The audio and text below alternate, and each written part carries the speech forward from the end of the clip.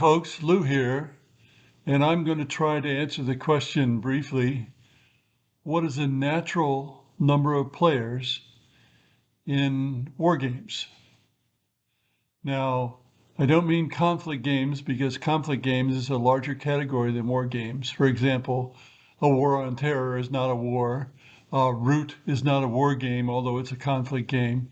And I'll talk about that another time. So we're confining ourselves to war games. From a tactical point of view, that is battles, not wars, almost always a battle is a two-sided affair. There may be several nations or groups of peoples involved, but they're going to join one side or the other. There are a few cases where there's kind of a three-sided battle because one group stands aside and waits until they see which group is winning and then joins the winning group. So that happened at the Battle of Sekigahara that more or less ended the Sengoku Jidai. It more or less happened in the last battle of the War of the Roses and so on, but it's quite rare. So at that level, 2 players.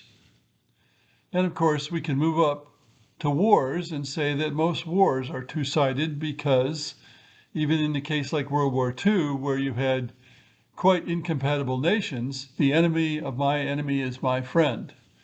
So the Soviets and the Americans and British were on the same side, even though as soon as the war against the Germans and Japanese ended, they began to be on opposite sides.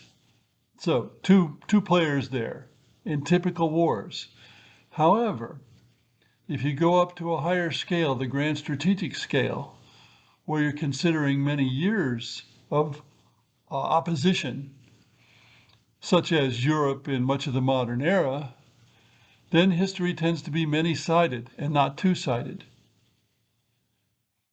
And sweep games, of course, such as Britannia, are usually for more than 2 sides.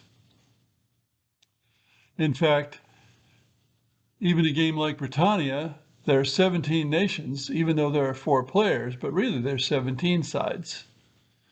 And even that is simplified because the Welsh, for example, were never united entirely. And you can say that about some of the other sides involved in the game. But in order to simplify, I had to combine them together.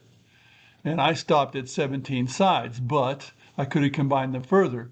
And there are smaller, quicker versions of Britannia where there might be just 12 sides or even 8 sides. Now, in those games, the Britannia-like games anyway, the sides move separately, or the nations move separately, even though they're the same side.